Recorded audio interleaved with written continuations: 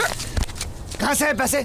मुझे नहीं मालूम कहाँ से। मालूम नहीं तेरे को? तेरे को मालूम नहीं, लेकिन हमको मालूम है। अगर हम मर भी गए ना तब भी ये चिंदी चोर ना हमारे कफन के लिए पैसे नहीं देगा।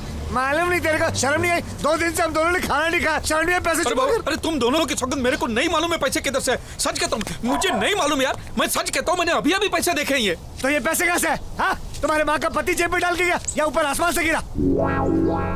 देख देख देख देख देख देख कमीना कैसे चुप हो गया, बोलती बंद होगी देख कमीने की। इसको बोल जुबान संभाले, मैं इसका सेठ हूँ।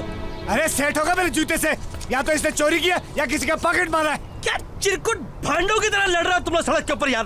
भूख लगी, खाना खाना, पैसा आ गया, खाओ ना यार। नहीं चाहिए मुझे चोरी वाले, नहीं खाऊंगा इन पैसों से। Thank you. मैंने इतने साल सबको काम दिया, सबका पेट पाला, सबको अपना बना के रखा, इसके लिए मुझे मिलना ही था बदले में। मैं चोर हूं ना, पॉकेट मारूं, ये चोरी का पैसा है। हाँ है,